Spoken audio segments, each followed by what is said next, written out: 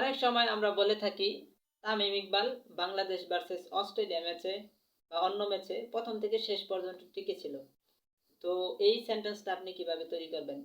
এই সেন্টেন্সটা তৈরি করার জন্য একটি চমৎকার ইংলিশ ফ্রেজ রয়েছে, সেটা হচ্ছে টু ক্যারি দ্য ব্যাট, যার মানে হচ্ছে প্রথম থেকে শেষ পর্যন্ত টিকে থাকা। এটা সাধারণত ওপেনারদের ক্ষেত্রে ব্যবহৃত হয়। তাহলে আমরা সেন্টেন্স মেক করি।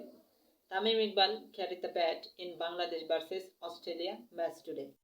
বাংলাদেশ ভার্সেস অস্ট্রেলিয়া ম্যাচে আজকে তামিম ইকবাল প্রথম থেকে শেষ পর্যন্ত টিকে ছিল। এছাড়াও আপনি অন্য আরেকজনকে দিয়ে বলেন, Liton Das is carry the bat in Bangladesh versus Australia match today. পরবর্তী ফ্রেজটি হচ্ছে উইদাউট লস, যার মানে হচ্ছে বিনা উইকেটে। দেখবেন অনেক সময় ভাষ্যকার বলে থাকে 4 ওভার চলে গেছে, বাংলাদেশের রান হচ্ছে 40 বিনা উইকেটে। তো এই সেন্টেন্সটি আপনি কিভাবে তৈরি করবেন? এই সেন্টেন্সটি তৈরি করতে হলে আপনাকে বলতে হবে 4 overs gone, Bangladesh is 40 without loss, অথবা 5 overs gone, Bangladesh is 50 without loss. এইভাবে আপনাকে বলতে হবে। পরবর্তী ফ্রেজটি হচ্ছে off the mark. So off the mark ফ্রেজটি কোথায় ব্যবহৃত হয়? দেখবেন ভাষ্যকার যখন ব্যাটসম্যান রানের খাতা খুলে তখন ভাষ্যকার বলে off the mark, Tamim Iqbal is off the mark, Liton Das is off the mark, Mahmudullah Riyad is off the mark, Mushfiqur Rahim is off the mark. So আপনি এইভাবে প্র্যাকটিস করবেন, Mahmudullah Riyad is off the mark. পরবর্তী ফ্রেজটি হচ্ছে off to. So off to ফ্রেজটি কোনো জায়গায় যাওয়ার ক্ষেত্রে ব্যবহৃত হয়। যেমন বাংলাদেশ টিম যদি কোনো জায়গায় খেলতে যায়, অন্য দেশে খেলতে যায়, সেক্ষেত্রে এই অফ টু ফ্রেজটি ইউজ হবে। অন্য দেশে খেলতে যায়, সেক্ষেত্রে আপনি এই অফ টু ফ্রেজটি ইউজ করতে পারেন।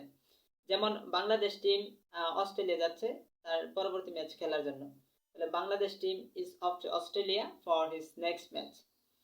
এইভাবে আপনি প্র্যাকটিস করবেন। Another example, Bangladesh team is off to New Zealand for his next match. Bangladesh team is off to Afghanistan for his next match. পরবর্তী ফ্রেজটি হচ্ছে to occupy the crease. To occupy the crease, যার মানে হচ্ছে শেষ পর্যন্ত টিকে থাকা। গ্যাস, এর আগে আমরা আরেকটি ফ্রেজ করেছি টু ক্যারি দ্য ব্যাট, যার মানে হচ্ছে শেষ পর্যন্ত টিকে থাকা, তবে ওইটা ওপেনারদের জন্য। এখানে যদি কোনো প্লেয়ার প্রথম থেকে শেষ পর্যন্ত টিকে থাকে এবং আস্তে আস্তে রান করে, সেক্ষেত্রে আপনি টু অকুপাই দ্য ক্রিজ ফ্রেজটি ইউজ করবেন। চলেন আমরা একটা উদাহরণের মাধ্যমে বিষয়টা ক্লিয়ার হই। Bangladesh has won the match today, but Mahmudullah Riyad occupied the crease. Bangladesh has won the match today, but Mushfiqur Rahim occupied the crease. এইভাবে আপনি আরো সেন্টেন্স মেক করবেন। পরবর্তী ফ্রেজটি হচ্ছে আপেন দিয়া আর খ্যাচেন দিয়া। দেখবেন ব্যাটসম্যান যখন বল মারে এবং বল অনেক উপরে উঠে পড়ে এবং হাওয়ায় বল ভাসতে থাকে, তখন ভাষ্যকার বলে আপেন দিয়া, খ্যাচেন দিয়া।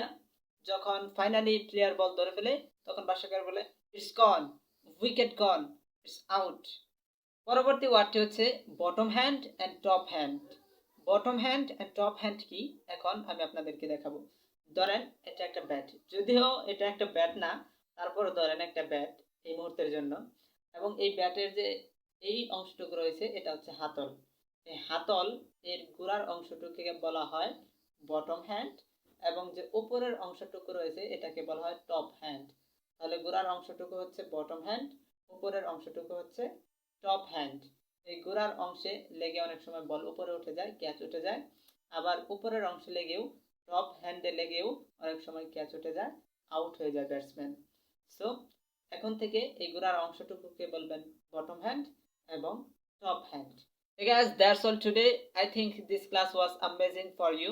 If you think this class is very interesting for you, and if you like that, please don't forget to subscribe this YouTube channel and share with your friends.